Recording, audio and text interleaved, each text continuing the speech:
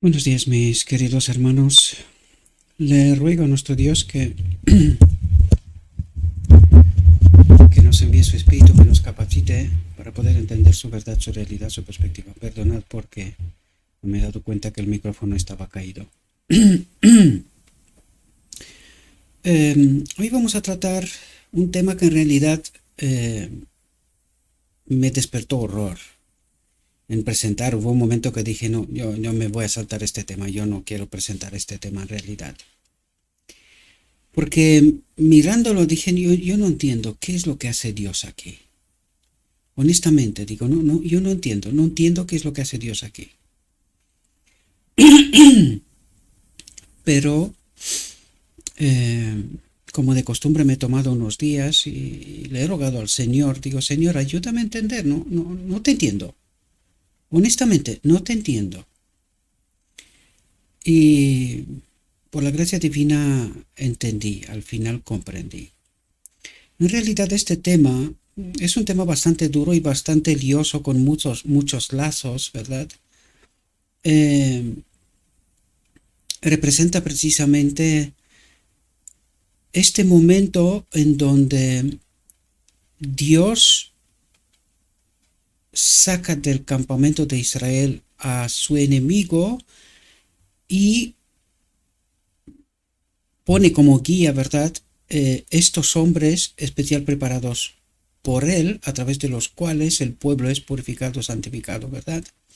Lo vais a entender esto, porque en realidad lo que nos está presentando es en tipo nuestra realidad, ¿verdad? Es esta parte final de la obra justo antes de que Cristo tiene que salir del lugar santísimo, ¿verdad? Me costó entender, ¿por qué? Porque aquí Dios lleva a cabo, en esta reflexión, ¿verdad? Lleva a cabo la promesa de erradicar, ¿verdad? Todos los lazos que se han formado a través de la unión de Acab y Jezabel y todo lo que ellos han contaminado, ¿verdad? Todo lo que representa y toda la contaminación que han hecho, ¿verdad? A través de su obra. Y esto es lo que Dios en realidad nos presentará en esta reflexión. Me costó mucho llegar a estas conclusiones, pero al final comprendí de lo que Dios trata de hablarnos. Y lo comprendí porque, aunque ya lo había hecho al menos 2 veces hasta ahora, el leer, porque quedan unas cuantas reflexiones todavía más, ¿verdad? Donde el mismo Dios se explicará, ¿verdad? Eh, el porqué de las cosas, esta situación. Lo que en realidad hace Dios aquí es quita la herencia de Israel, y cuando digo herencia de Israel es esa herencia que nunca debería de haber sido, en donde Israel quita a Dios como su líder y quieren rey. Y lo que vemos es que a través de los reyes vemos toda la contaminación y todo el mal que se ha producido a través de Israel hasta justo al final del día de la expiación, ¿verdad? Que es lo que nos presentará hoy, donde Dios quita de por medio la elección, la maldad que en realidad el pueblo quiso, seguir al hombre y no al mismo Dios, a Cristo, y pone en su lugar sus mensajeros, sus escogidos, y lo veremos a través de la reflexión, ¿verdad? Por lo tanto, esta es la obra que está haciendo Dios en este momento y trata de presentarnos a través de esta reflexión. Luego las que vienen, porque es así como empecé a darme cuenta de qué es lo que está haciendo, ¿verdad? Empiezan las lamentaciones de Dios, de cuántas veces ha tratado de rescatar a su pueblo, de guiar a su pueblo, de purificar a su pueblo, de hacerlo entender, y desgraciadamente no entendieron, porque en las reflexiones que vienen, ya os dije, van hasta justo la venida de Cristo, el día de la expiación de Israel, ¿no? Y nosotros precisamente estamos entendiendo a través del tipo el antitipo, es decir, nuestra realidad. Bien, espero que me haya explicado. Si no me he explicado suficiente, pues tenéis los medios, los comentarios a través del debajo del vídeo. Aunque creáis que no contesto, que sepáis que me los leo todos. en todos los canales, me los leo todos. No tengo tiempo para contestar a todos los mensajes y pido perdón por eso. A veces creo que no es necesario porque las mismas reflexiones contestan a esto. Creo que es necesario que nosotros por nosotros mismos necesitamos a través del estudio, ¿verdad?, contestar a estas mismas preguntas que yo os he invitado una y otra vez.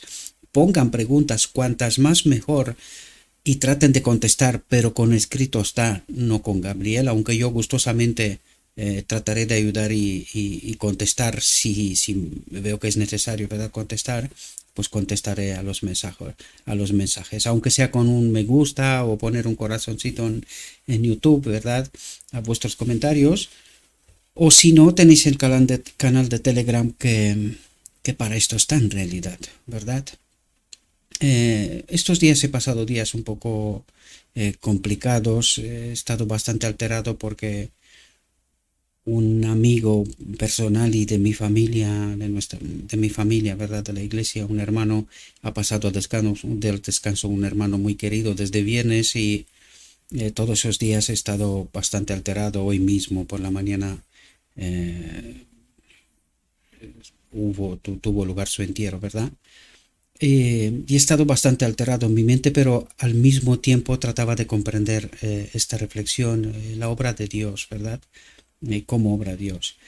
Quiero que sepáis también, porque esa es la incógnita para mí. Yo sigo convencido y puedo explicar y me explicaré cada vez que se da la ocasión, ¿verdad? Me explicaré. Trataré de explicar por qué creo lo que creo y por qué digo y afirmo una y otra vez que no es Dios el que mata.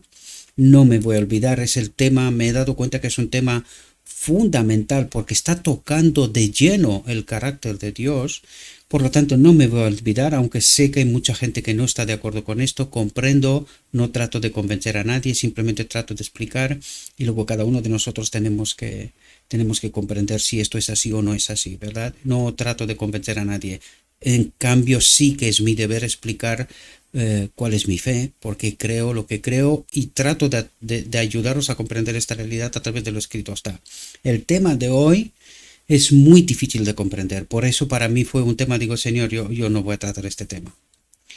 Yo trato de hablar de tu carácter y tú me estás presentando otro tema, hasta que lo comprendí, ¿verdad?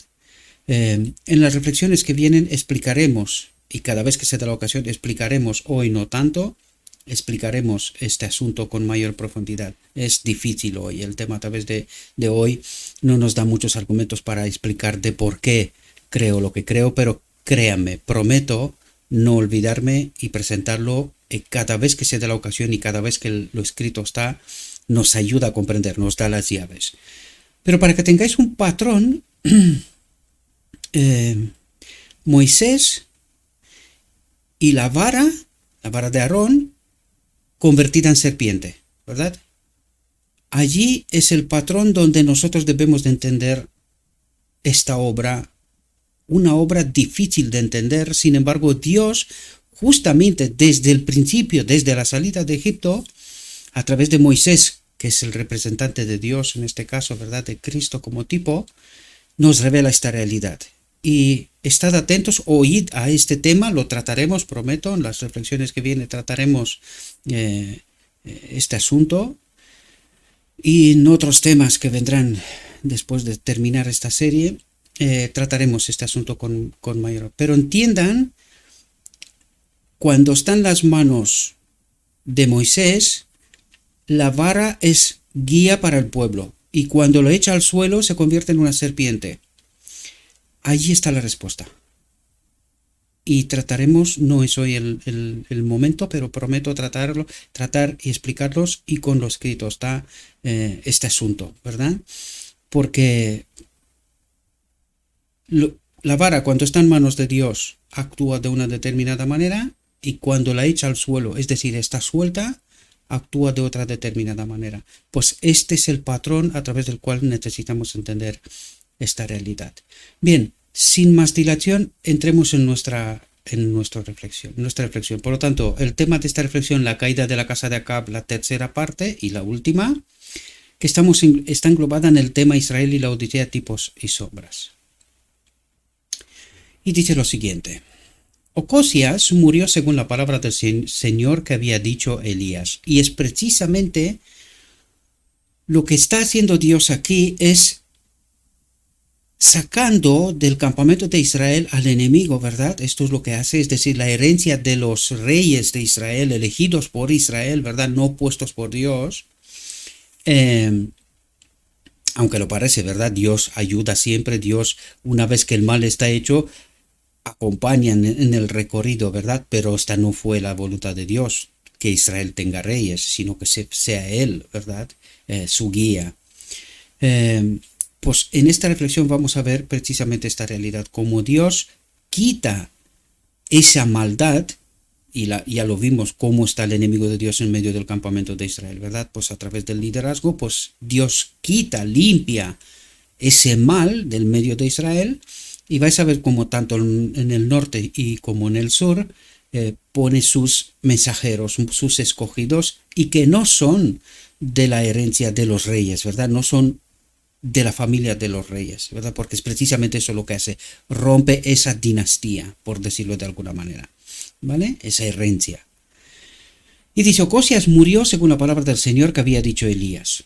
Como no tenía hijo, le sucedió Joram, su hermano, ¿verdad? De la misma familia, que reinó 12 años. Durante estos años, su madre, Jezabel, que todavía está con vida, ¿verdad? Aquí hay que ver algo interesante. Acab muere antes. Pero ¿quién es el mal en realidad aquí? Jezabel. ¿Hasta cuándo vive Jezabel? Hasta casi al final del tiempo. Aquí estamos, en esta reflexión nos presenta el final del día de la expiación en realidad, ¿verdad? O casi, estamos ahí, justo casi al final del día de la expiación, porque sabéis cuando este hombre especial preparado toma el macho cabrío y lo lleva a Israel al desierto para perecer. No lo mata Dios. Cuidado. Por eso digo que cada vez que se da la ocasión os explicaré por qué creo firmemente que no es Dios el que mata. Al macho cabrío de Israel no lo mata Dios. Muere solo. Recuerden, el hombre especial preparado lo lleva al desierto, pero no lo mata. No lo mata Dios. Y necesitamos entender en profundidad esta realidad. Y si a este macho cabrío que representa a Satanás no lo mata Dios, ¿quién está obrando aquí? No es fácil de entender, ya os lo dije, pero prometo que cada vez que hay textos y Dios se nos revela, traeré a colación también, traeré esta realidad para que se pueda entender, ¿verdad? Por lo tanto, Jezabel, fijaos, muere casi la última, ¿verdad? Dice, durante estos años su madre, Jezabel, seguía viviendo y continuó ejerciendo una influencia nefasta sobre los asuntos de la nación. Por lo tanto, quiere decir que el ecumenismo tendrá una influencia nefasta sobre Israel casi hasta el final. Casi hasta el final, ¿verdad? Dice, las costumbres idolátricas seguían siendo practicadas por gran parte del pueblo. Por gran parte del pueblo. Recuerdo cómo nos tiene atados a través de la doctrina de la Trinidad. Y de allí residen una serie de consecuencias. La perfección de la naturaleza de Cristo, no entendemos quién es el Espíritu Santo, el día de la expiación, el santuario, un montón de cosas que fueron, a través del libro Preguntas sobre Doctrinas, fueron pervertidas, acomodadas, para que encaje con el ecumenismo. Con los evangélicos en inicio, pero en realidad el propósito final era el vino de Babilonia, Roma, ¿verdad? Por lo tanto, las costumbres idolátricas seguían siendo practicadas por gran parte del pueblo. El mismo Joram hizo lo malo ante los ojos de Jehová, pero no como su padre y como su madre, no como Acab y Jezabel, ¿verdad? Pues quitó la imagen de Baal que su padre había hecho. Sin embargo, se adhirió a los pecados de Jeroboam, hijo de Nabat, que hicieron pecar a Israel, no se apartó de ellos, ¿verdad? Dice, fue durante el reinado de Joram sobre Israel cuando murió Josafat, y el hijo de Josafat, también llamado Joram, ascendió al trono del reino de Judá. Aquí está hablando tanto del reino del norte como del reino del sur, y va a haber una purificación en el norte y en el sur, es decir, en todo Israel. Lo vamos a ver cómo termina esta reflexión en realidad, ¿verdad? Dice, por su matrimonio, con la hija de Acab y Jezabel, que estaban en Judá, en el reino del sur, en la conservadora, ¿verdad? Joram de Judá estaba estrechamente emparentado con el rey de Israel del norte, porque por el matrimonio con la hija de Acab y Jezabel es la hija del rey del norte en realidad, pero Joram aquí es el rey del sur, ¿verdad? Es hijo de Josafat, ¿verdad? Joram de Judá estaba estrechamente emparentado con el rey de Israel y en su reinado siguió a Baal. En su reinado en Judá siguió a Baal, doctrina de la Trinidad, trono del lugar santo, ¿verdad? Esto es tipo y antitipo, necesitamos entender esto, ¿verdad? Dice, como lo hizo la casa de Acab. Además hizo lugares altos en los montes de Judá e hizo fornicar a los habitantes de Jerusalén y obligó a Judá a ello. Ya sabéis, la astartea, la sexualidad y todo aquello que pasaba, ¿verdad? Y dice, e hizo fornicar a los habitantes de Jerusalén, ¿verdad? Adoración a Baal, a la astartea, ¿no? Dice, al rey de Judá no se le permitía continuar su terrible apostasía, rey de Judá, el del sur, sin refutación, es decir, la ala conservadora. Dice, el profeta Elías aún no había sido trasladado y no podía permanecer en silencio mientras el reino de Judá, a la conservadora del sur, el reino del sur, seguía el mismo curso que había llevado al reino del norte al borde de la ruina, ¿verdad? Dice, el profeta envió a Joram de Judá una comunicación escrita en la que el malvado rey leyó las terribles palabras. Dice, así ha dicho el Señor, el Dios de David, tu padre. Por cuanto no has andado en los caminos de Josafat, tu padre, ni en los... Recuerden que Josafat empezó una reforma profunda en el reino de Judá, en el reino del sur, ¿verdad? Dice, ni en los caminos de Asa, rey de Judá, sino que has andado en el camino de los reyes de Israel del norte, ¿verdad? Y has hecho que Judá y los habitantes de Jerusalén se prostituyan, porque claro, estaba casado con la hija de Jezabel, ¿verdad? Como en las fornicaciones de la casa de Acab, esto nos habla de, en el ala conservadora, cómo penetró el ecumenismo, ¿verdad? Es decir, no solamente el ala liberal aceptó esa contaminación, sino que también penetró en el reino del sur, en el ala conservadora. Eso es lo que nos trata de explicar aquí, ¿verdad? En realidad, este es el tipo, hay que entender el antitipo, ¿no? Dice, y también has matado a tus hermanos de la casa de tu padre. ¿Cómo los mató? A todos aquellos que trataban de decir la verdad, pues fuera, ¿verdad?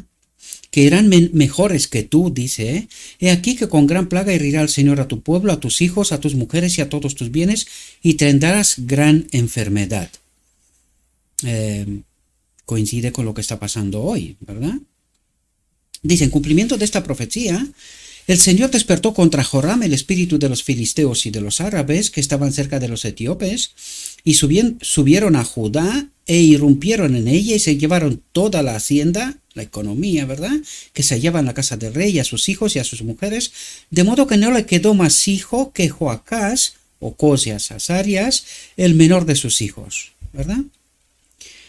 Dice, y después de todo esto el Señor lo hirió en sus entrañas con una enfermedad incurable, y sucedió que al cabo de 2 años murió de una grave enfermedad, y Ocosias, Joacás, su hijo, reinó en su lugar. Dice, Joram, hijo de Acab, seguía reinando en el reino de Israel cuando su sobrino Ocosias llegó al trono de Judá. Ocosias gobernó solo 1 año y durante este tiempo, influenciado por su madre Atalia, la hija de Jezabel, ¿verdad?, su consejera para hacer el mal, este es el ecumenismo en el ala conservadora, en el día de la expiación, es decir, hoy, dice, anduvo en el camino de la casa de Acab e hizo lo malo ante los ojos del Señor. Jezabel, su abuela, aún vivía, ¿verdad?, del origen de todo el mal, y se alió audazmente con Joram de Israel, su tío, el reino del sur, ¿verdad? Ocosias de Judá pronto tuvo un final trágico. Los miembros supervivientes de la casa de Acab fueron de hecho sus consejeros después de la muerte de su padre para su destrucción. Dice, mientras Ocosias visitaba a su tío en Jezreel, el profeta Eliseo recibió la orden divina de enviar a uno de los hijos de los profetas a Ramot de Galaad para ungir a Jehú como rey de Israel. Jehú siendo uno de los generales, ¿verdad?, y lo unge como rey de Israel. Y fijaos que aquí rompe la dinastía, ¿verdad? De los reyes de Israel en realidad, porque aquí es colocado un general. No es parte de la dinastía de los reyes, ¿verdad? Que por herencia pues venían ocupando el trono. Y en este caso, ¿quién lo coloca? Dice, el profeta Eliseo recibió la orden divina de enviar a uno de los hijos de los profetas a Ramot de Galaad para ungir a Jehú como rey de Israel, ¿verdad? Por lo tanto, ¿quién pone en este caso? El mismo Dios, ¿verdad? Estamos al final del día de la expiación. Se entiende que este es el parte de este hombre especial preparado que ha de sacar fuera del campamento al enemigo de Dios. Y es ahí donde se rompe la dinastía de los reyes de Israel, ¿verdad? Dice, las fuerzas combinadas de Judá e Israel estaban en este momento comprometidas en una campaña militar contra los sirios en Ramot de Galaad. Joram habría sido herido en la batalla y había regresado a Israel, dejando a Jehú a cargo de los ejércitos reales, uno de los generales, ¿verdad? Dice, al ungir a Jehú, el mensajero de Eliseo declaró, te he ungido rey sobre el pueblo del Señor, sobre Israel, dice. Y luego encargó solemnemente a Jehú una comisión especial del cielo. ¿Quién encargó esta comisión especial del cielo? Dios. Pero ahora vamos a entenderlo en la realidad, porque ese es el tipo, ¿verdad? Ahora necesitamos entender el antitipo. ¿Qué es lo que hace Dios a través de este hombre especial preparado, ¿verdad? Al final del día de la expiación. Fijaos lo que dice. Y luego encargó solemnemente a Jehú una comisión especial del cielo. Dice, herirás a la casa de Acab tu señor, declaró el Señor a través de su mensajero, para que yo venga la sangre de mis siervos los profetas y la sangre de todos los siervos del Señor a manos de Jezabel, porque toda la casa de Acab perecerá. Esta fue la promesa y la consecuencia de la apostasía, ¿verdad? Y Dios le dijo que llegará este momento, ¿verdad? ¿Qué es lo que vemos aquí en el antitipo, es decir, en nuestra realidad? ¿Qué es lo que está ocurriendo a través del Espíritu Profecía, que es el mensaje entregado a la Odisea, al pueblo escogido por Dios al final del día de la expiación, ¿verdad? ¿Qué es lo que vemos? Anula el liderazgo, a través del cual el ecumenismo, ¿verdad?, hace todo el mal que hace, porque eso es lo que trata de explicarnos en realidad Dios aquí. Y rompe la dinastía de los maestros de Israel, que ellos, entre ellos mismos, se nombraban y lideraban el pueblo, pues los dejan sin argumentos en este momento. Eso es lo que quiere decir, los deja sin argumentos. Ellos están en su apostasía y no la pueden explicar. Aquí hay que entender, una vez más lo recalco, nosotros no peleamos con los hombres. Ayer mismo hablé con el presidente de la Unión Española, ¿verdad? Y tengo muy buena amistad con él y con muchos pastores. Nos reunimos a ocasión del hermano que falleció, que era que ha sido un hermano muy, muy importante, ¿verdad? En la iglesia de aquí, más bien local, de donde vivo yo, ¿no? Pero no era desconocido por la iglesia española. Por lo tanto, nosotros no peleamos con el hombre, sino con la influencia de Jezabel, del ecumenismo, ¿verdad? Ellos heredan cosas que ya están hechas de antes, aunque, diría yo, no están sin culpa hasta que se enteren, ¿verdad? Todos necesitamos nuestro tiempo, yo tuve el mío y todos necesitan este tiempo.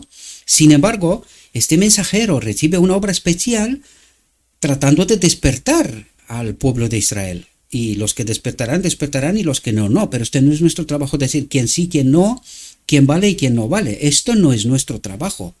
Recuerden, esta obra es de Dios. Y este encargo especial es de Dios. Y es a través del cuarto ángel, a través del Espíritu de Dios, que se proclama todas esas cosas hoy en nuestra realidad. Por lo tanto, nosotros no peleamos con nuestros hermanos, sino que nosotros tratamos de ayudarlos a comprender la realidad. Todo aquel que tiene el Espíritu de Cristo busca salvar. Por eso recalco una y otra vez que Dios no mata. ¿Por qué? Porque nosotros tampoco podemos hacer esto. Nosotros no somos los acusadores de nuestros hermanos, aunque sí presentamos la verdad que está escrita, pero nosotros tratamos de salvar lo que Cristo hizo. Tratamos de poner encima de la mesa la verdad para que todos sean salvos. ¿De quién depende eso? Cada uno tiene que elegir. Por eso os invito una y otra vez al Evangelio, a Cristo, a lo escrito está, para que podamos entender y que hagamos cada uno de nosotros nuestras elecciones. Y por eso os digo, no me tenéis que creer a mí, al escrito está, ¿verdad? Yo trato de ayudar y nada más, ¿verdad? Por lo tanto, vemos que esta es la obra que está haciendo Dios en estos momentos presentándonos a través del tipo. Me costó comprender, fijaos que yo os estoy hablando de esto, ¿verdad? Pero como estos días he estado así un poco, no he estado del todo bien, sigue no estando del todo bien, ¿verdad? No capté el mensaje, no lo capté. Hablamos de eso, no es ninguna novedad lo que os estoy contando, ¿verdad? Pero me costó entender esto. Digo, yo no puedo entender por qué Dios actúa de esta manera, ¿verdad? Y os vais a dar cuenta que en realidad no es Dios. Por eso conté el patrón. Moisés, la vara, mientras esté en la mano de Dios, actúa de una manera, y mientras está suelto, actúa de otra manera, ¿verdad? Ahí hay un patrón. Vale la pena estudiarlo. Lo hablaremos con profundidad cuando llegue el momento, ¿verdad? Dice, después de ser proclamado rey por el ejército, Jehú se apresuró a ir a Jezreel, donde comenzó su obra de ejecución sobre los que habían elegido deliberadamente. Cuidado a las palabras. Esto es como en Egipto, ya que os explico de Moisés, ¿verdad? Y salida de Egipto, es cuando los israelitas mismos sellan el pórtico de sus casas, ¿verdad? La puerta de sus casas, y el ángel no toca aquello. Ahí habrá que preguntarse, ¿qué ángel era este? ¿Y por qué era necesario que donde Cristo con su sangre marca, aquella casa no se toca? Pero donde no estaba la sangre de Cristo, todos los primogénitos tuvo que perecer. ¿Quién era este ángel? Interesante. Llegaremos en algún momento a ese tema también, ¿verdad? Por lo tanto, dice, sobre los que habían elegido, se han marcado a sí mismos, ¿verdad? Deliberadamente continuar en el pecado, es decir, separados de Dios y llevar a otros al pecado. ¿Quién eran erradicados?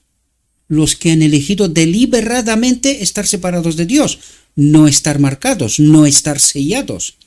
¿Comprendéis? Por lo tanto, el ángel, en este caso representado por Jesús, por el mensajero, pasa y mata, erradica, ¿verdad? Dice, fueron asesinados Joram de Israel, Ocosías de Judá, y Jezabel, la reina madre, con todo lo que quedaba de la casa de Acab en Jezreel, y todos sus parientes y sus sacerdotes. ¿Comprendéis la limpieza, la santificación, la purificación, ¿verdad?, del pueblo? Dice, todos los profetas de Baal, todos sus siervos y todos sus sacerdotes que habitaban en el centro del culto a Baal cerca de Samaria, fueron pasados a cuchillo, dice. Las imágenes idolátricas fueron derribadas y quemadas y el templo de Baal quedó en ruinas. ¿Qué tiene que pasar al final del día de la expiación? ¿Entendéis 18:4? Salid de ella, pueblo mío. ¿Comprendéis la obra? Pues esta es. Esta es la obra, queridos.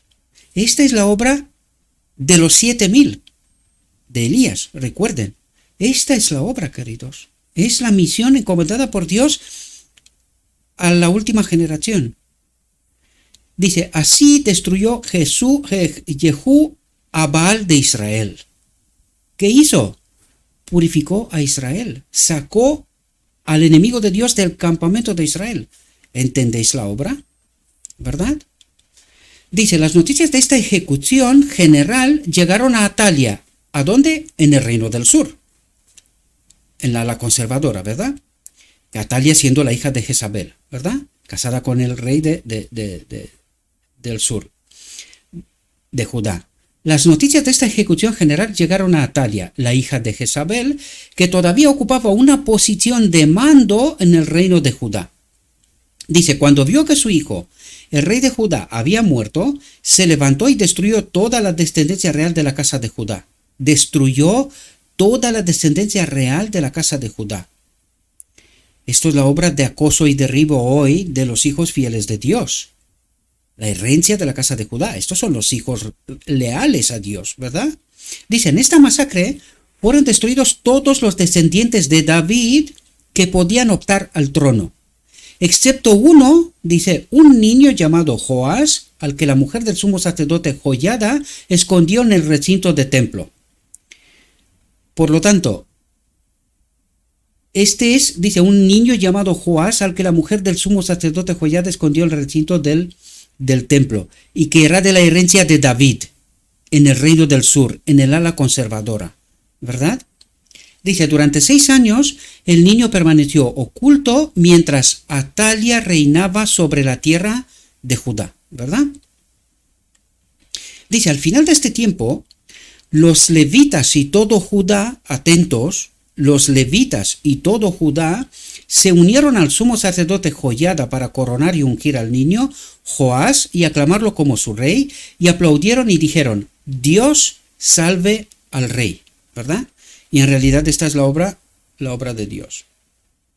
Dice, cuando Atalia oyó el ruido del pueblo que corría y alababa al rey, vino con el pueblo a la casa de Jehová. Y cuando ella miró, he aquí que el rey estaba de pie junto a una columna, como se acostumbra, y los príncipes y los trompetistas junto al rey, y todo el pueblo del país se regocijaba y tocaba las trompetas. ¿Entendéis la obra al final del día de la expiación de cómo es sacado el enemigo fuera del campamento de Israel? ¿Lo comprendéis? Cambian de adorar a Baal, representado por Atalia en este caso, en el reino del sur, la hija de Isabel, ecumenismo, entendamos esto, ¿verdad? Por eso se explico 18.4, hay que entenderlo, no salimos del marco de la iglesia, salimos del marco de esa teología corrompida de la iglesia, proclamando la verdadera doctrina de Dios, el verdadero evangelio, ¿verdad? Eso es lo que tiene que ocurrir. Dice, Atalia rasgó sus vestidos y gritó, traición, traición. Dice, pero Joiada ordenó a los oficiales que apresaran a Atalia y a todos sus seguidores y los condujeran fuera del templo a un lugar de ejecución donde fueron asesinados. Dice, así pereció el último miembro de la casa de Acab, de la apostasía, ¿verdad? Dice, el terrible mal que se había producido por su alianza con Jezabel continuó hasta el último de sus descendientes, incluso en la tierra de Judá, donde el culto al verdadero Dios nunca se había dejado de lado. Atalia había logrado seducir a muchos, pero no a todos. Por eso vemos un grupo pequeño, los 7.000 de Elías al final del templo, que no han adorado a Baal. Guardan los mandamientos de Dios y la fe de Jesús, o tienen el testimonio de Jesús, ¿verdad? Que es el espíritu de profecía. Dice, inmediatamente después de la ejecución de la reina impenitente, todo el pueblo de la tierra entró en el templo de Baal y lo derribó, sus altares y sus imágenes lo despedazaron completamente y mataron a Matán, sacerdote de Baal, delante de los altares. ¿Qué es lo que hacen aquí? Echan fuera toda la apostasía, todas las doctrinas falsas. Proclaman en realidad la apostasía, lo que digo yo, doctrina de la Trinidad, y todo lo que de ella resulta. La naturaleza de Cristo y el santuario y un montón de otras cosas que son consecuencias de esta doctrina de la Trinidad adoptada y que están a través del libro Preguntas sobre Doctrinas, que es acomodar la teología del remanente final al ecumenismo, ¿verdad? Por lo tanto, vemos aquí una limpieza de los maestros de Israel y de su doctrina, ¿verdad? De su teología.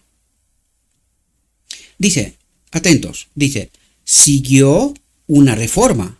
Esa es la verdadera reforma. Vuelta al verdadero evangelio, a los pioneros, a los principios del principio, ¿verdad?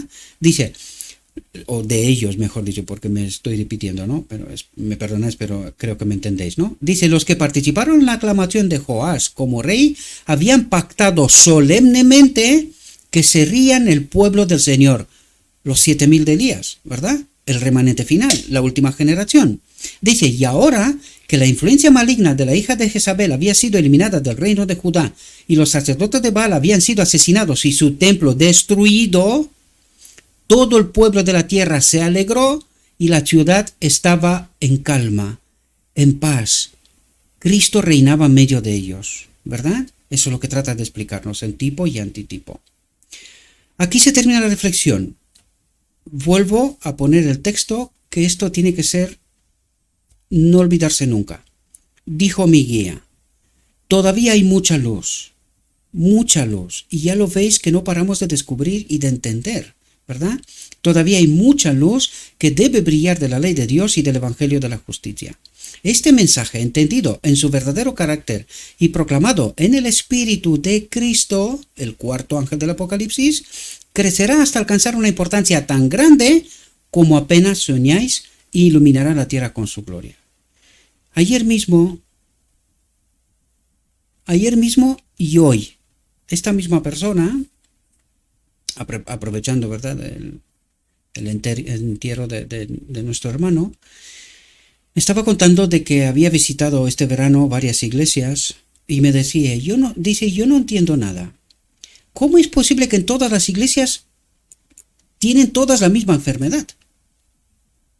Y me preguntaba, dice, oye, ¿cómo anda tu ministerio?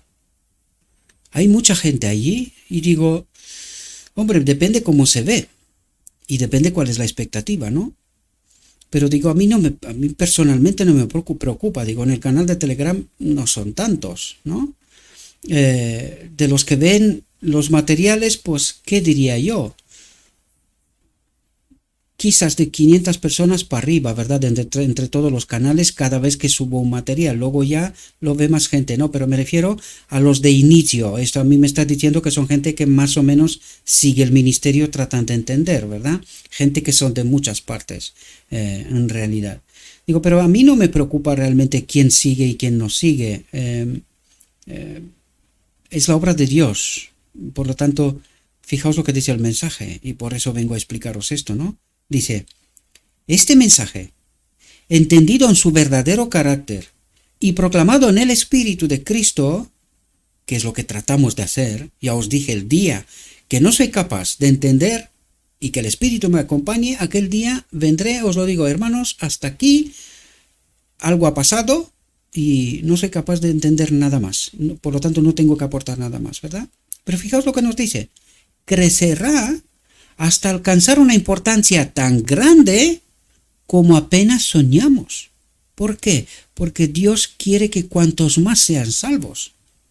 Por lo tanto, este mensaje crecerá y mucha gente entenderá el mensaje, ¿verdad? Dice, y iluminará la tierra con su gloria. Alcanzará, dará la vuelta a la tierra. Por lo tanto, esta es la obra de Cristo, no es nuestra, ¿verdad? Lo único que hacemos nosotros es, bajo la guía, el amparo del Espíritu de Cristo, proclamamos la verdad. Esta es la obra final. Esto es lo que hacen los 7000 de Elías, ¿verdad? Bien, mis queridos hermanos, espero que os he podido ayudar, ¿verdad?, a través de esta reflexión. Sé que no son fáciles, tocan reflexiones. Yo todavía le sigo pidiendo a Dios. Recuerden que dije que más o menos cuando alcanzaremos unos 500 aproximadamente, ¿verdad? Si fuera por mí yo dejaría esto, pero Dios me está dirigiendo, me señaló una obra que nos va a costar un año seguro, y la verdad que creo que es necesaria, honestamente, para mucha gente, para que podamos entender todo lo que hemos presentado hasta aquí. Será sintetizado en esta obra que digo que será como un año si realmente empezaremos esta obra y Dios permite, ¿verdad? Por lo tanto, espero, mis queridos hermanos, que estas reflexiones os puedan ser de ayuda. Sé que no son fáciles, ni para mí tampoco, créanme. Esta reflexión yo no la quería hacer, honestamente, no la entendía. Digo, yo no sé qué quieres decir. ¿Por qué estás haciendo todo lo que estás haciendo? ¿Verdad? Mientras yo digo que tu carácter tú no matas, ¿cómo es que toda esta gente parece ser que tú eres el causante, ¿no? Que no es así, y lo entenderéis, prometo que lo entenderéis, ¿verdad? Algún día lo entenderemos. Bien, mis queridos hermanos, le ruego a nuestro Dios que nos envíe su Espíritu, que nos capacite, que podamos entender su verdad, su realidad, su perspectiva, y que entendiendo esta realidad y esta perspectiva, tomemos nuestras decisiones, ¿verdad? Y le ruego a nuestro Dios que nos acompañe, que tengáis un próspero día, y en todo lo que os he dicho, os lo he dicho en nombre de Cristo Jesús. Amén.